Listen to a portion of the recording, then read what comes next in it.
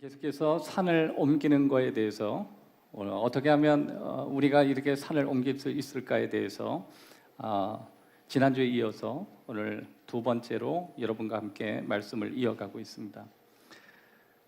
오늘 본문의 23절에 보면 내가 진실로 너희에게 이르노니 누구든지 이 산더러 들려 바다에 던지라 하면 그 말하는 것이 이루어질 줄 믿고 마음에 의심하지 아니하면 그대로 되리라.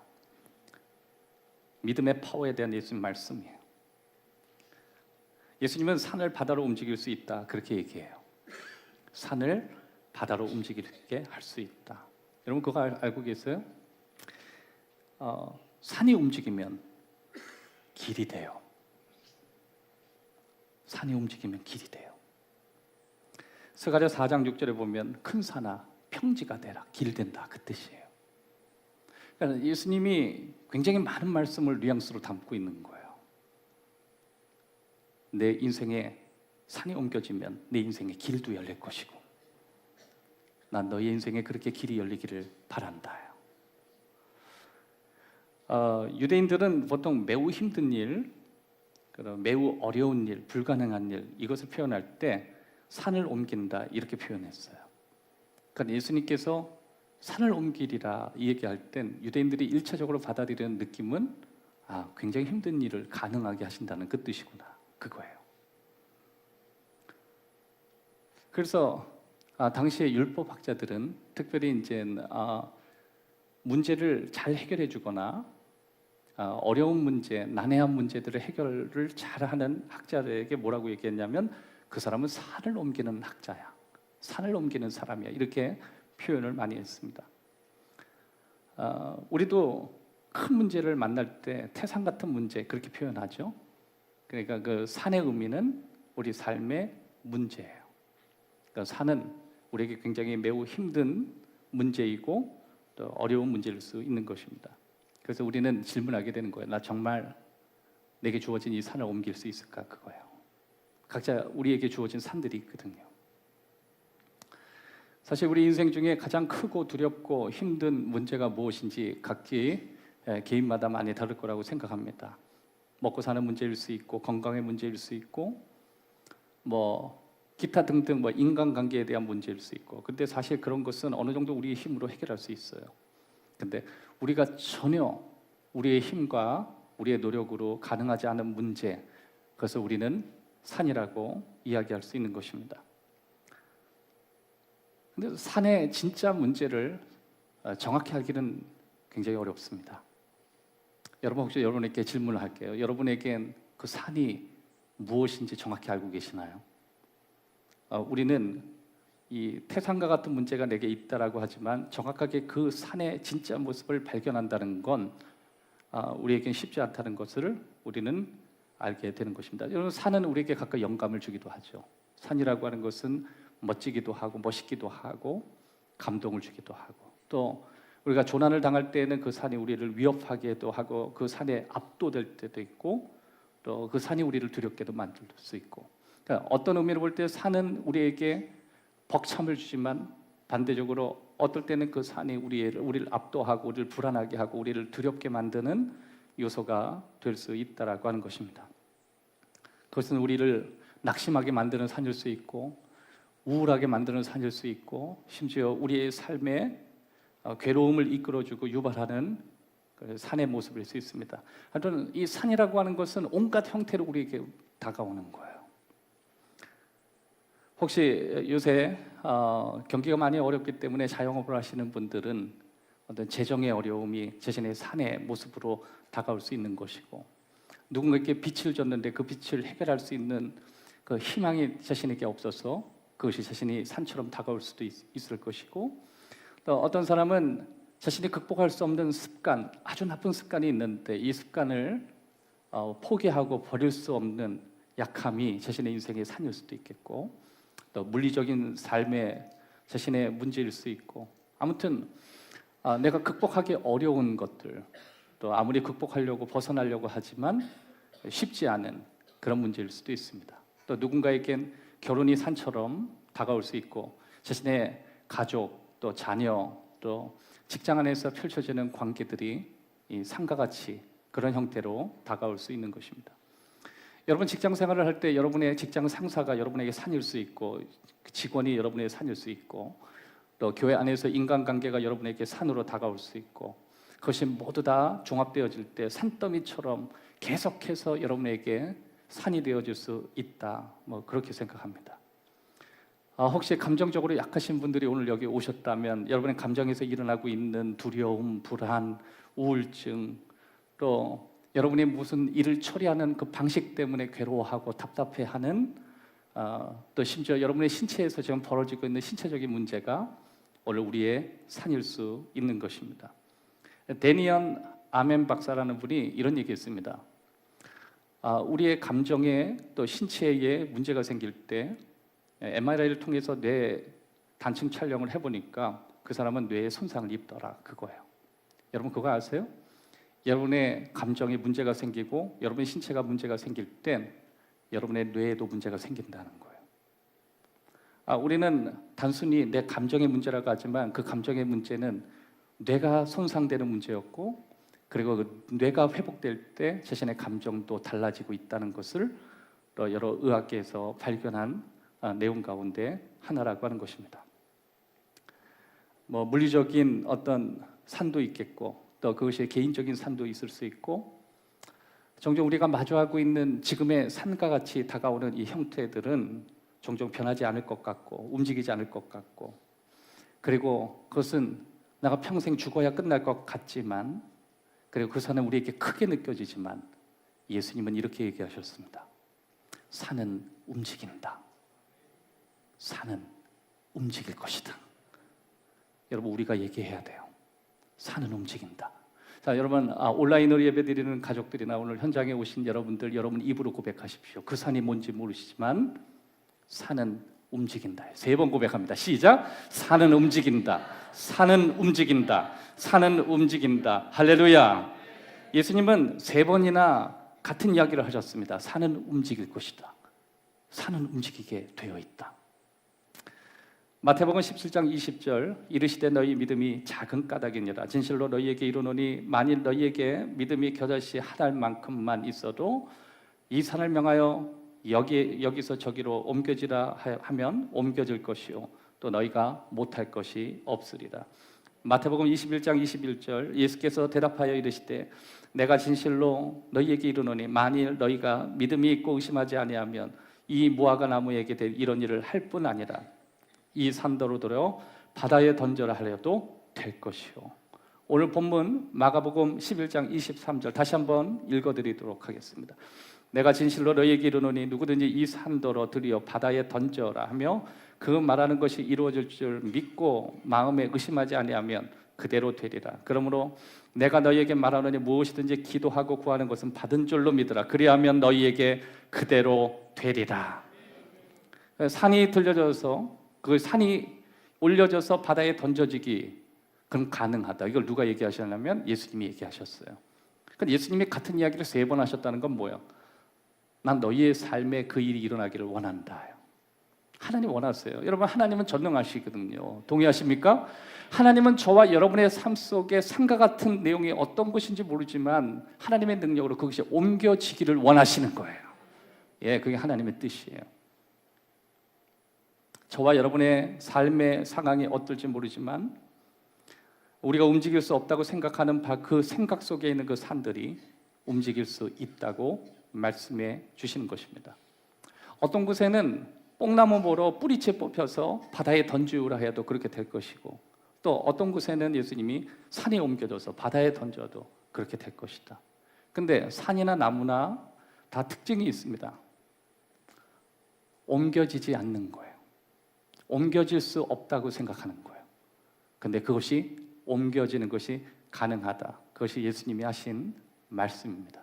누가복음 17장 6절 주께서 이르시되 너희에게 겨자씨 한 알만한 믿음이 있었더라면 이 뽕나무더러 뿌리가 뽑혀 바다에 심기라 하였을 것이요 그것이 너희에게 순종하였으리라. 그래서 예수님 믿음이 있으면 된다고 하시는 거예요. 예수님은 믿음으로 된다고 하는 사람들 좋아하셔요. 여러분, 신앙이 이성적으로 접근하고 이성적으로 이해되는 선 안에서 믿는 건 중요합니다. 근데 우리가 이성 안에 신앙에 갇혀 있으면 그것은 신앙이라고 말할 수 없는 거예요. 그건 철학이 될 수 있는 거예요. 그런데 우리가 비록 이성적으로 하나님을 이해하지만 우리가 믿음으로 하나님께 고백하면 이런 놀라운 기적들이 우리 삶에 일어날 수 있고, 그렇게 하기를 원한다. 그것이 하나님의 마음인 것입니다. 나는 산에 갇혀 있고, 나는 나무에 갇혀 있고, 나는 이것을 처리해야 되는데 처리할 수 있는 능력이 없다라고 할 때 그것이 옮겨지는 기적을 너희는 볼 수 있다라고 하는 거예요. 예수님은 그랬잖아요. 산이 옮겨질 것이다 그랬잖아요. 산이, 여러분 인생에 산이 옮겨질 수 있다. 우리는 산을 옮기라고 하고 산을 향하여 명령하라 그러고 산과 더불어 싸우는 것이 아니라 산에게 명령해서 그 산이 옮겨지는 걸 통해서 너 인생의 길을 만들려고 하는데 우리는 그걸 포기하는 거예요. 그래서 아예 자연인으로 살기를 원하는 거예요.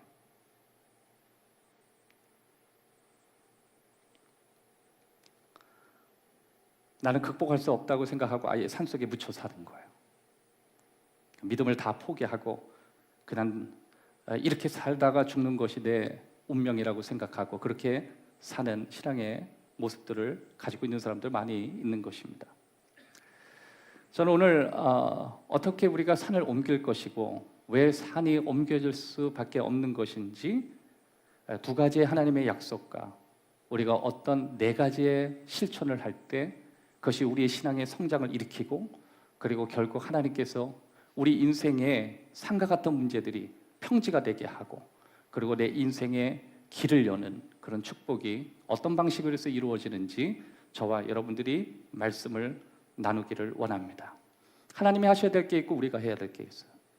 하나님이 하실 수 있는 것이 있고 또 우리가 해야만 하는 것들이 있는 것입니다. 첫 번째, 산을 움직일 수 있는 능력은 하나님의 것입니다. 여러분, 이것을 잊지 마십시오. 마태복음 19장 26절, 예수께서 그들을 보시며 이르시되 사람으로는 할 수 없으나 하나님으로선 다 하실 수 있느니라. 존재를 말씀하셨어요. 사람은 못한다. 여러분, 산을 옮기는 건 사람이 하는 게 아니에요. 그건 하나님이 하셔야 되는 거예요. 가끔 우리는 내 의지, 내 노력, 내 인맥, 내가 가지고 있는 인생 경험이 내 인생의 산을 옮길 수 있다고 생각하지만 예수님이 이야기하셔요. 그건 산이 아니라 네가 옮길 수 있는 가능한 선 안에 있는 사건들이라는 거예요. 근데 진짜 내 인생의 산을 만나면요, 그건 삽질을 해서 되는 게 아니에요. 여러분의 인생에 삽질이 많아지지 않기를 바랍니다. 내가 아무리 삽질을 해도 산은 옮길 수 없는 거예요. 산은 하나님이 옮기셔요. 가끔 우리는 우리의 믿음이 산을 옮긴다고 생각해요. 그렇지 않아요. 여러분과 제가 단지 믿었을 뿐이에요. 산을 옮기시는 건 하나님의 목이에요. 그래서 여러분, 믿음은 겸손하셔야 돼요. 내가 아무리 믿고 하나님 아무리 신뢰한다고 외쳐도 산이 옮겨지는 거 아니에요. 그냥 여러분 믿은 것뿐이에요. 여러분의 인생에 바닥을 치든지 여러분의 인생의 꼴찌가 됐든지 꼴찌에서 날아오르게 되는 것, 그건 여러분이 믿은 것이지 하나님이 움직인 건 아니에요. 산을 움직이는 건 하나님이 하셔야 되는 거예요. 우리가 왜 신앙생활에 시험에 들고 신앙생활에 흔들림이 있냐면 내가 믿으면 하나님이 될 거라고 착각하는 거예요. 그렇지 않아요. 나는 그냥 믿을 뿐이에요. 산을 옮긴 건 하나님이 하셔야 되는 거예요. 그래서 우리는 가끔 실망해요. 난 그렇게 강력히 믿고 강력히 신뢰했는데 내 앞에 산이 안 옮겨졌다는 거예요. 그 뜻은 내가 믿었는데 하나님이 움직이지 않았다는 거예요. 그건 하나님을 조종하는 것이지 하나님 믿는 게 아니에요. 믿음은 내가 하나님을 신뢰하고 그리고 하나님이 하실 일을 기다리는 거예요. 내 믿음은 산을 옮기지 못해요. 하지만 우리가 믿어야 되는 이유는 뭐냐면 내가 믿어야만 내 삶을 바꿀 수 있어요.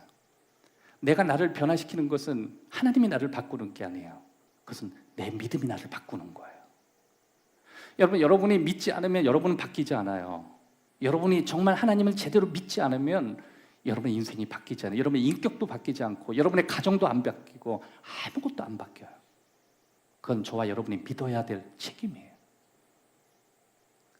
어떤 사람은 그렇게 얘기합니다. 목사님, 난 이렇게 오랫동안 믿었는데 우리 가정이 안 바뀌어요. 자녀들이 안 바뀌어요.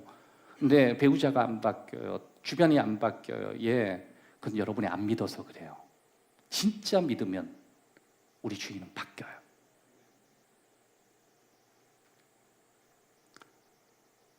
그러나 산이 옮겨지진 않아요. 그걸 하나님이 하시는 거예요. 사람은 할 수 없는 일이 있다는 거죠. 사람은 할 수 없으되 하나님은 다 하실 수 있다. 그러니까 전제가 뭐냐면 믿습니다 해도 사람이 못하는 게 있다는 거, 그걸 인정하는 게 신앙생활이에요. 오늘 그것이 여러분의 육체의 질병일 수 있고, 재정적인 문제일 수 있고, 불투명한 미래일 수 있고, 꼬여버린 복잡한 고부간의 갈등일 수 있고, 여러분의 자녀와 부모의 관계일 수 있고, 이걸 도대체 어디에서 풀어야 될지 전혀 감을 잡지 못하는 산이 될 수 있는 거예요. 네, 그건 하나님이 하셔야 돼요. 하지만 우리가 먼저 해야 될 건 믿는 거예요.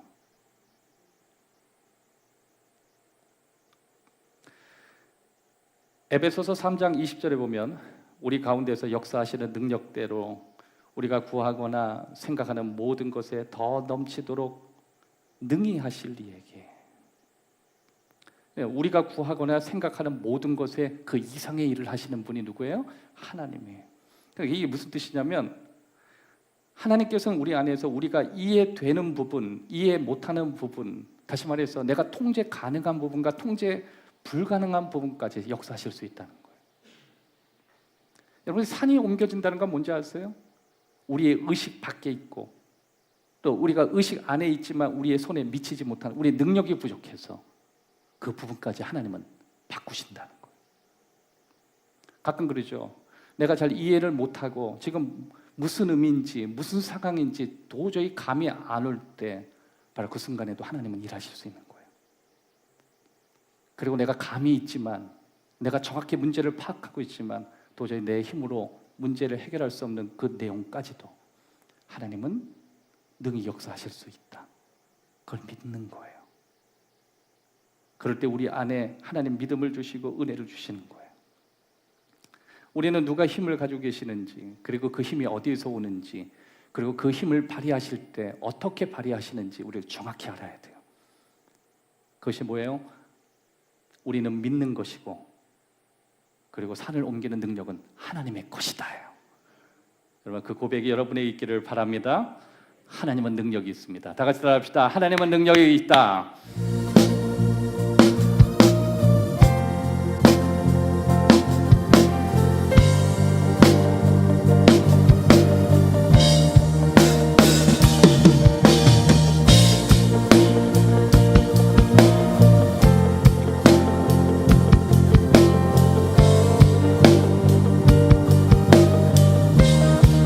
능력의 주, 능력의 주, 심패라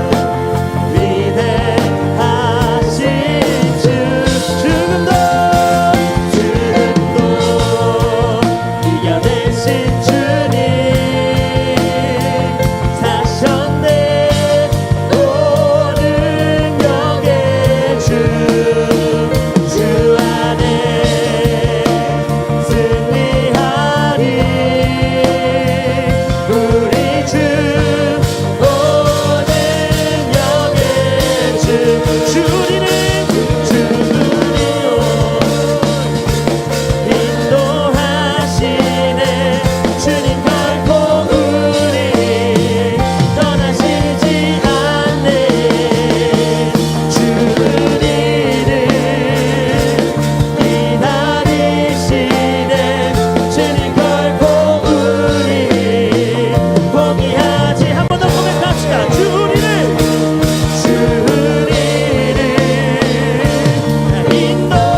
인도하시네 주님 결코 우리 떠나시지 않네 주님을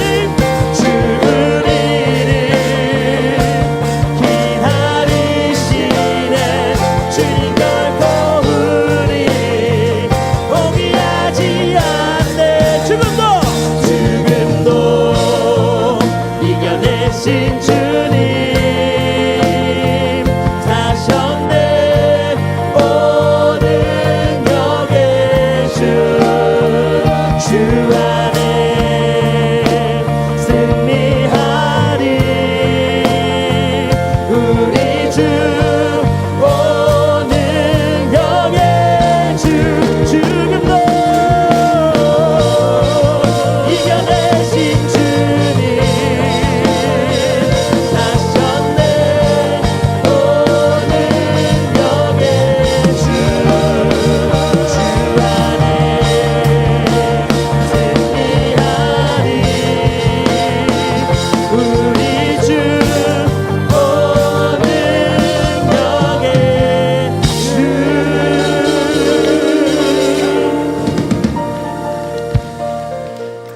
두 번째, 산을 옮기는 하나님의 계획엔 우리도 포함하셨습니다. 그러나 하나님 혼자 산을 옮기시는 게 아니라 그 산을 옮기실 때 당신의 계획 안에 저와 여러분을 넣으셨습니다. 마태복음 17장 20절에 보면 이르시되 너희 믿음이 작은 까닭이니라 진실로 너희에게 이르노니 만일 너희에게 믿음이 겨자씨 한 알만큼만 있어도 이 산을 명하여 여기서 저기로 옮겨지라 하면 옮겨질 것이요 또 너희가 못할 것이 없으리라. 너희가 겨자씨만한 믿음만 있어도 너희 앞에 있는 산에 대하여 너 말할 수 있을 것이다. 주눅들지 않을 것이다. 압도되지 않을 것이다. 여러분 우리 인생에 주어지는 산들이 있죠. 거기에 우리는 짓눌리고 압도돼서 소리조차 내지 못하는 그러지 않을 거라는 거예요. 넌 말할 수 있을 것이다. 어쩌면 말해야 된다. 내 인생의 산에 대해서는 말할 수 있어야 되고 말해야 된다.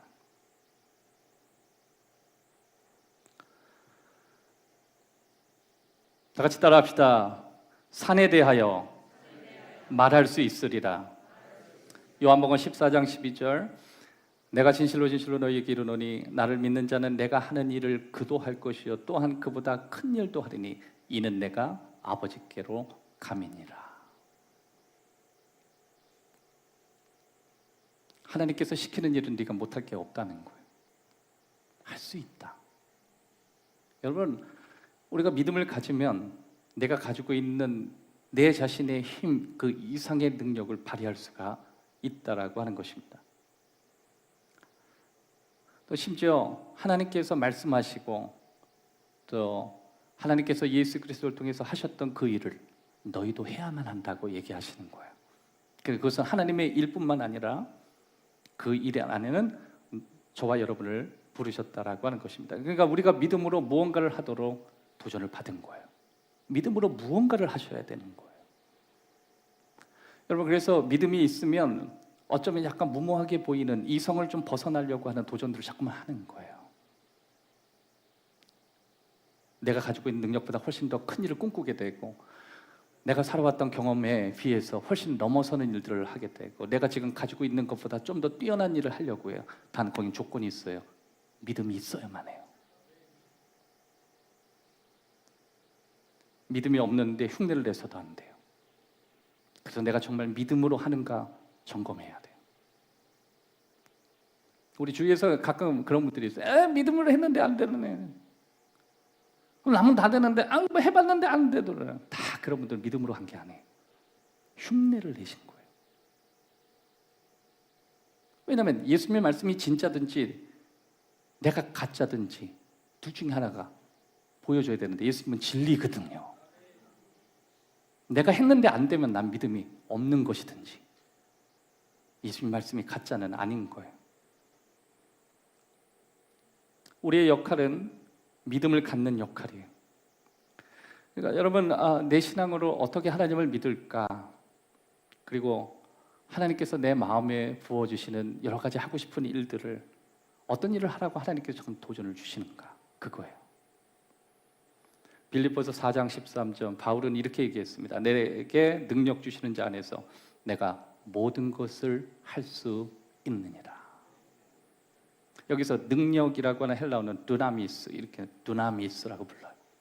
그러면 이 두나미스는 어떤 의미를 가지고 있냐면 하나님이 인도하시는 곳에 하나님의 공급하시는 힘이 따라온다, 그거예요.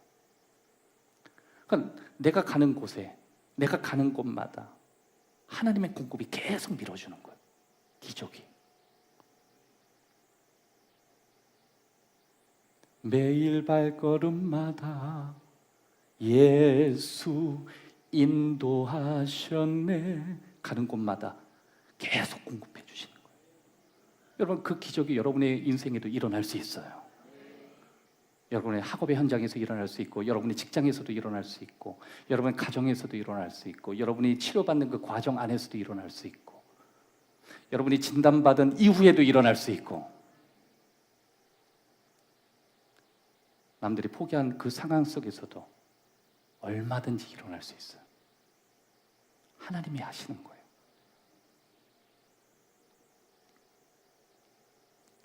제가 겨자씨 하나 보여드릴게요. 이게 겨자씨. 이렇게. 그러니까 예수님이 겨자씨를 이들에게 이렇게 보여주신 것 같아요. 겨자씨 한 알, 여러 알도 아니에요. 한 알. 너에게 이 작은 겨자씨의 한 알만한 믿음만 있어도 그랬어요. 그러니까 예수님이 우리의 믿음의 사이즈를 얘기한 게 아니죠. 만약에 예수님이 우리의 믿음의 사이즈가 큰 일을 할 것이다 얘기하면 저 겨자씨를 가져오지 않고 적당히 큰 걸 가져오셨을 거예요. 그런데 이 겨자씨 하나를 얘기했다는 건 뭐냐면 너희들의 믿음의 사이즈는 중요하지 않다는 거예요. 하나님이 하시는 일이 훨씬 중요하다는 거예요. 여러분, 저와 여러분이 남들이 비할 때 믿음이 큰지 작은지를 하나님께 중요하지 않아요. 그거보다 훨씬 더 중요한 건 내 믿음이 살아있나 죽어있나예요. 여러분, 옆에 있는 집사님보다, 옆에 있는 권사님보다, 옆에 있는 사역자들보다 내 믿음이 얼마나 큰가, 남들에 비교해서 내 믿음이 얼마나 장황한가, 그게 중요하지 않대요. 살아있나 죽어있나예요. 왜냐하면 아무리 작아도 사람만 있으면 큰 일은 하나님이 하신다는 거예요. 그래서 우리는 믿음을 주옵소서, 이거는요 사실 정확한 어떤 뉘앙스는 알겠는데 정확한 표현은 아니에요. 왜냐하면 믿음이 아무리 작아도 사람만 있으면 산을 옮긴다고 하셨으니까. 정확히 보면 주여 내게 살아있는 믿음을 주옵소서요. 생각보다 여러분, 우리들은 믿음이 없어요. 믿음을 잃어버려요. 우리의 믿음이 아니라 간을 보는 믿음이에요. 적당히 한번 찔러보고 아니면 도망갈 수 있는 그런 믿음을 갖고 우리는 믿음이라고 얘기하는 거예요. 더 나아가서 여러분, 이 겨자씨만한 믿음을 이야기하실 때 이 메시지를 듣는 사람은 다 예수님과 연관된 사람이라는 거 혹시 알고 계세요? 하나님의 일을 하려고 모인 사람들이에요. 하나님의 일을 하려고 모인 그들이 자신의 처지는 너무 약하고 불행하고 가지고 있는 것이 없는 그런 사람들에게 작은 씨앗을 보여주셨어요. 너희는 큰 일을 할 수 있다. 왜냐하면 너희가 갖는 믿음이 크기 때문이 아니라 너희의 이 살아있는 믿음을 보시고 역사하실 하나님이 크시기 때문입니다.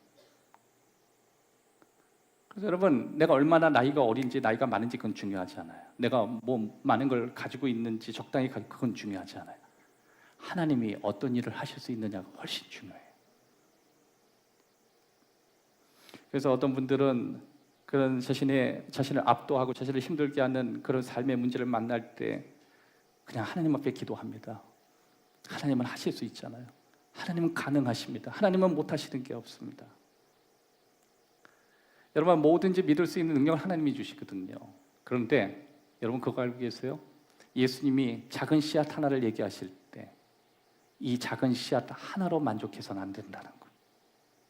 어떤 사람은 끊임없이 하나님과의 관계를 이어가기도 해요. 계속해서 하나님이 부르시고 하나님이 인도하시고 하나님이 시킨 그 일에 대해서 믿음으로 계속 나가기 시작해요. 하나님이 계속 겨자씨만한 씨앗들을 주셔요.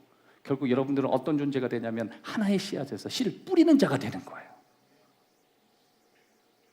그래서 여러분, 교회 안에 우리가 하나님이 시키시는 일에 기꺼이 적극적으로 자꾸만 나가는 게 하나님과 연관되어 있는 데 내 자신을 드리면 하나가 둘 되고 둘이 네 개가 되고 네 개가 8개가 되고 할렐루야! 여러분의 건강에 복이 임하고 여러분의 삶의 축복을 받는 가장 큰 이유는 예수님과 연관되어 있기 때문에 그 씨를 공급해 주시는 거예요. 어떤 목사님은 지금도 기억해요. 우리들 오래 살도록 기도하는데요. 어떤 목사님은 병원에서도 양쪽 폐, 저는 간증만 들었는데 그걸 확인하지는 않았어요. 병원에서 양쪽 폐가 사진을 찍어보면요, 그냥 멈춰있게 나온대요. 이 사람은 시체이지 사람이 아닌 거예요. 그런데요, 축구도 하고 운동도 해요. 그분이 이렇게 간증합니다. 자기가 걸어 다니는 게 기적이래요. 예, 세상에는 우리가 알 수 없는 사건들이 우리에게 많이 일어나는 것입니다. 하나님의 목은 산을 옮기는 것이고 내가 해야 될 내 목은 끊임없이 그 씨앗을 만들기 위해 하나님께 들어가는 거예요. 그러면 하나님께서 끊임없이 우리에게 주신 믿음을 이용해서 믿음 1, 믿음 2, 믿음 3, 믿음 4, 그래서 우리 인생이 풍성하게 되어 주시는 것입니다. 어떻게 하면 우리의 믿음을 실행하고 그 믿음 위에 우리의 신앙을 성장시킬 것인가? 4가지 방법을 여러분과 공유하겠습니다. 첫 번째, 듣는 거예요. 신앙생활 잘 하시려면 듣는 자리에 여러분 자신을 많이 노출하십시오. 신명기 6장 4절에서 6절 다 같이 한번 읽기를 원합니다. 시작. 이스라엘아 들으라. 우리 하나님 여호와는 유일하신 여호와시니 너는 마음을 다하고 뜻을 다하고 힘을 다하여 내 하나님 여호와를 오늘 내가 내게 명하는 이 말씀을 신앙이 성장하기 위해서 제일 먼저 듣기의 능력이에요. 잘 들으십시오. 참 이상해요. 여러분 주일에 여러분은 말하지 않고 듣고 가십니다. 근데 이상하게 내 마음에 믿음이 생기죠. 그리고 자꾸만 듣다 보면 마음을 다하는 걸 알게 되고 뜻을 다하는 걸 알게 되고 힘을 다하게 되고 듣기만 했는데 하나님을 사랑하게 되는 거예요. 경청의 능력이 필요해요. 그래서 주일은요, 많이 듣는 날이에요. 뭘 들어요? 하나님 말씀.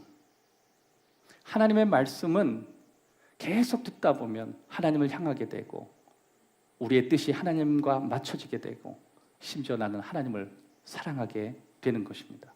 모든 것은 듣기에서 시작되는 거예요. 여러분이 정말 잘 듣는 사람인지 아니면 잘 못 듣는 사람인지, 여러분 잘 못 듣는 사람이면 불행한 인생이 되는 거고 잘 들을 줄 알면 훌륭한 인생이 되는 거예요. 듣기의 능력이에요. 두 번째, 말하는 것입니다. 잘 들으면 잘 말할 수 있어야 되는 것입니다. 여러분, 우리는 산에 대해서 하나님께 말씀드려야 돼요.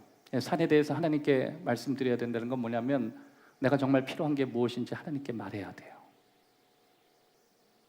우리에게 필요한 것이 무엇인지 단순히 요청을 넘어서는 거예요. 빌립보서 4장 6절 아무것도 염려하지 말고 다만 모든 일에 기도와 간구로 너희 구할 것을 하나님께 아뢰라. 감사함으로 하나님께 아뢰라. 하나님께 필요한 것을 말씀드리라는 거예요. 여러분 혹시 앱을 가지고 계세요? 이렇게 스타벅스처럼. 저도 이제 핸드폰에 어플을 가지고 있는데 스타벅스 어플 하나 가지고 있고 맥도날드 어플을 가지고 있습니다. 참 좋아요. 왜 그러냐면 기다리지 않아도 되고 누르면 그냥 가서 햄버거 준비되어 있다 그러면 받아가면 되고 또 누르면 사람하고 만날 필요도 없어요. 주문한 거 여기 있습니다 그냥 주고 돈은 그 카드에서 그냥 빠져나가는 거예요. 기도는 그런 게 아니에요. 기도는 어플이 아니에요. 기도는 어플로 되는 게 아니에요. 근데 우리는 기도를 그렇게 이해해요. 마치 예수님이 이름으로 내가 하고 싶은 말을 다 하면 하나님께서 그래 바로 네 통장에 돈을 넣어줄게, 그렇게 오해하고 그렇게 착각하고 그렇게 신앙생활을 했다가 스스로 상처받은 거예요.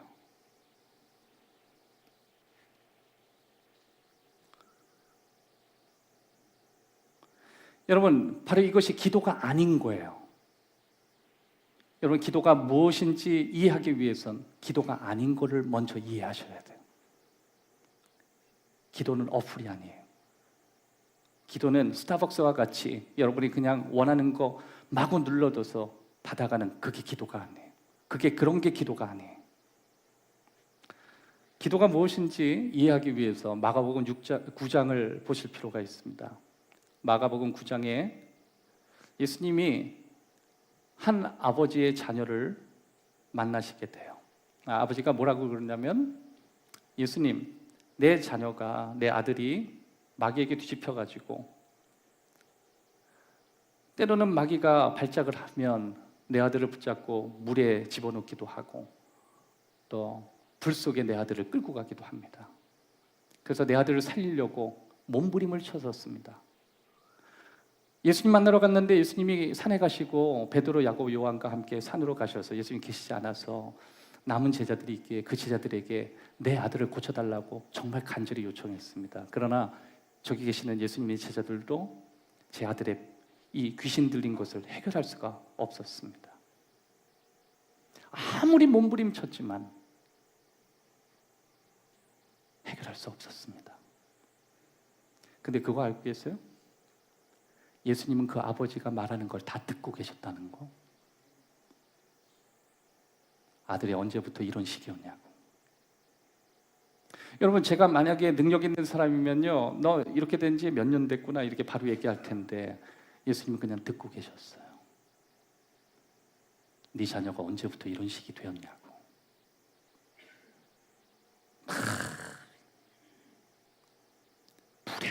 물에도 가고 예수님 계속 듣고 계셨어요.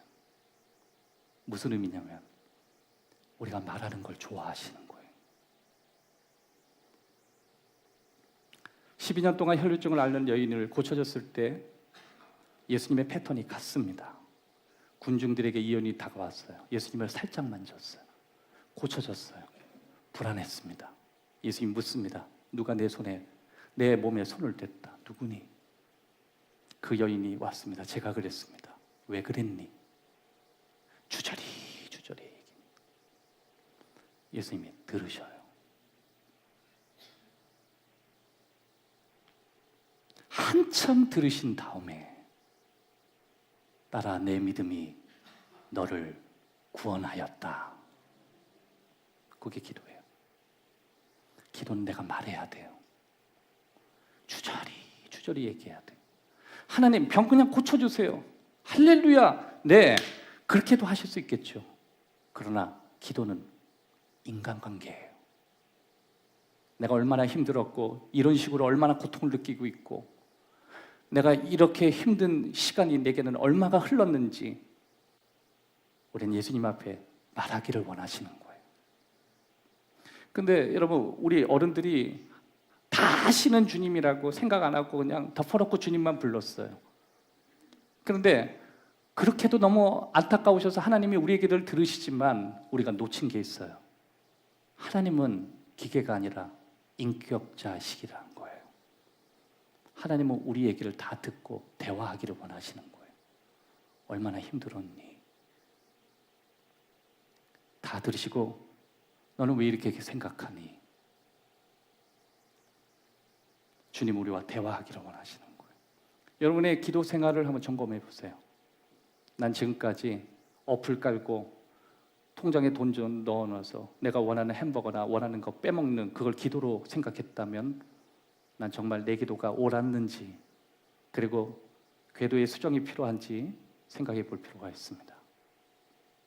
그래서 우리는 기도할 때 마치 하나님과 이야기하듯이 나의 상황을 조곤조곤 이야기할 수 있고 내 답답함을 풀어헤쳐서 이야기할 수 있어야만 하는 것입니다. 예수님은 가시는 곳마다 어려운 사람들에게 이렇게 어렵고 힘들고 고통스러운 상황이 어느 정도의 시간이 흘렀는가를 묻기도 하신 거예요. 그게 예수님이거든요. 기도는 그런 거래요.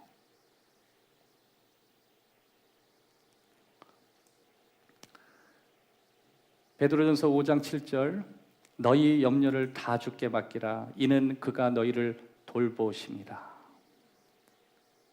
염려를 다 주께 맡겨라. 그러니까 베드로도 알고 있었어요. 내가 섬기는 예수님은 내가 신경 쓰는 것에 예수님도 신경이 가 계시다는 거.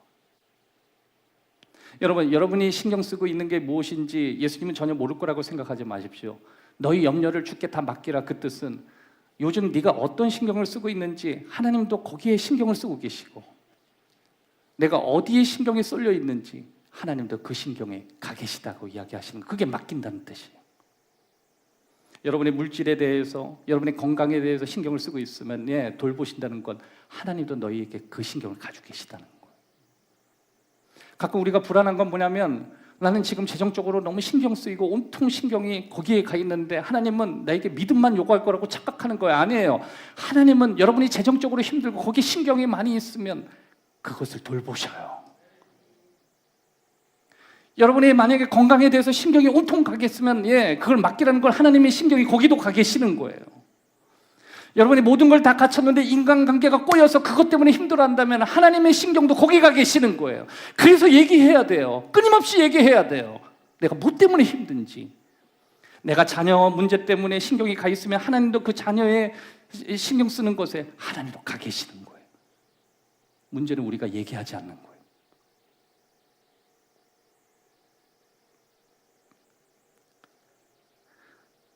하나님께 내 인생의 산에 대해서 내 삶 속에 펼쳐진 산에 대해서 고백해야 돼요. 예수님께서 언제나 우리에게 우리에 있는 삶의 산이 무엇인지 하나님께 고백하라고 우리에게 매 순간 말씀해 주셨습니다. 또 한 가지 우리의 믿음을 성장시키기 위해 용서해야 합니다. 마가복음 11장 25절 서서 기도할 때 아무에게나 혐의가 있거든 용서하라. 그리하여야 하늘에 계신 너희 아버지께서 너희 허물을 사하여 주시리라 하시니라. 예수님이 산을 옮기시는 이야기를 하실 때 3번 이야기를 하셔요. 근데 그 3번에 2번이 용서에 대한 이야기를 덧붙이셨어요. 그러니까 우리 인생에 진짜 물리적인 산도 있고 더불어 우리 인생의 많은 부분이 누군가를 용서하고 무언가를 용서해야 되는 영역이 있는 것 같습니다. 그러니까 예수님께서 너희의 인생의 산이 옮겨지려면 무언가를 용서할 수 있어야 되고 용서하겠다고 해야 되고 용서되어야 한다고 이야기하는 거예요. 그게 사람일 수 있고 그게 어떤 상황일 수 있고 그게 누군가가 될 수 있고 그게 내 자신이 될 수 있고 그게 지금의 상황일 수 있고 그리고 내가 지금 만나고 있고 펼쳐지고 있는 복잡한 나의 과거일 수 있는 것입니다. 무엇이든지 누구든지 용서할 필요가 있어요. 왜냐하면 모든 것에 원한을 품기 시작하면 여러분의 인생에 산은 계속 쌓일 거예요. 왜냐하면 산이 옮겨진다고 얘기할 때 용서를 얘기하신 걸 보면 우리가 누군가를 원망하고 누군가를 향하여 원한을 품는 것은 내 인생에 산이 계속 생기는 걸 이야기하는 거예요. 여러분 누군가 쉽게 미워하시는 분들이 있죠. 누군가를 쉽게 원망하는 스타일. 여러분 인생에 산이 많을 수 있다는 걸 기억하십시오. 그건 하나님 만드신 게 아니라 저와 여러분이 만들었던 산이에요. 신앙생활이라고 하는 것은 1차적으로 뭔가를 누군가를 어떤 상황을 다 용서하고 출발하는 거예요. 우리의 목표는 누군가를 미워하는 게 목표가 아니라 내 인생에 끊임없이 펼쳐지는 산이 옮겨지는 게 우리의 목표이어야 하는 거예요.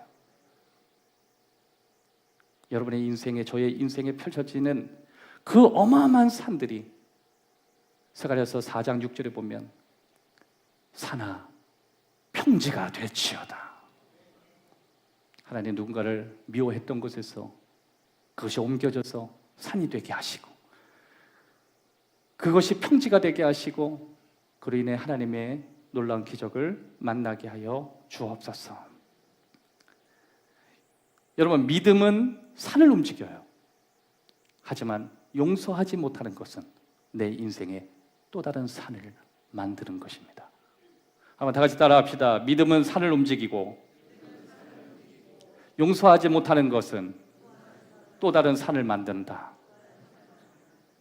할렐루야.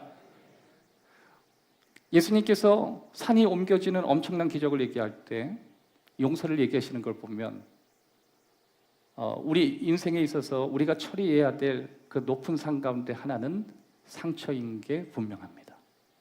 왜냐하면 누군가를 용서할 때, 누군가에게 상처를 받을 때 누군가를 용서해야 되고, 또 누군가가 아니라 무언가, 어떤 상황이나 심지어 내 자신이 나를 용서해야 되는 순간도 있을 수 있는 것입니다.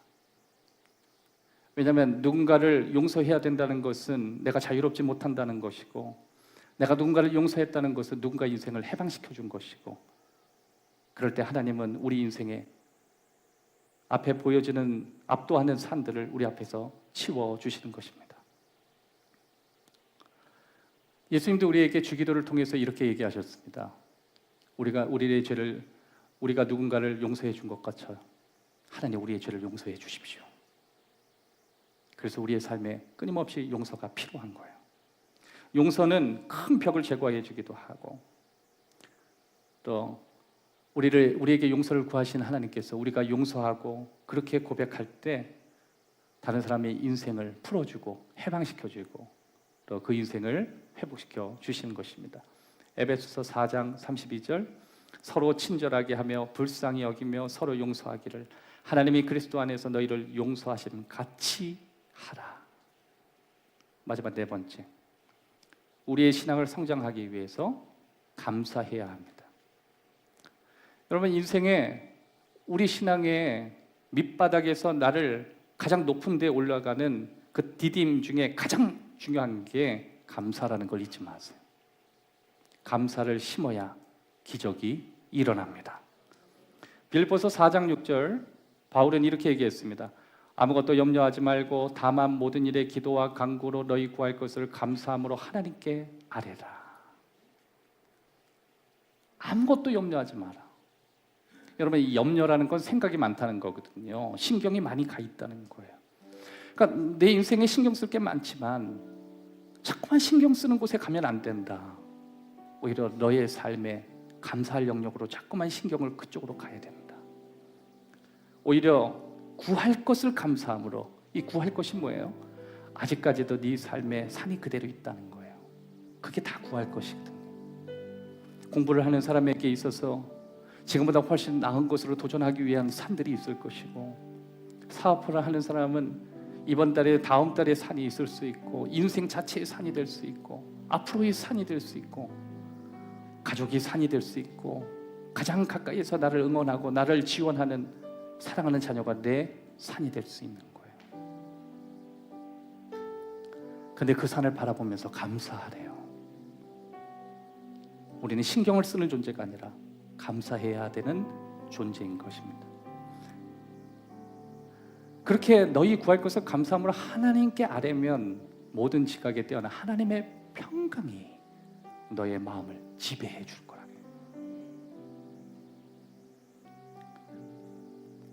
여러분, 감사는요, 우리의 마음과 생각을 지켜주십니다.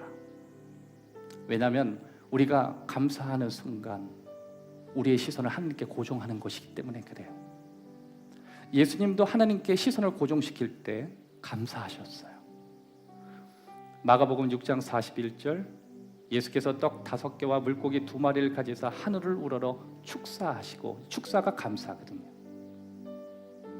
여러분, 예수님이 사실 오병이어 보리떡 5개와 물고기 2마리는요 어린아이가 먹는 점심 정도, 배불리게 먹는 정도예요.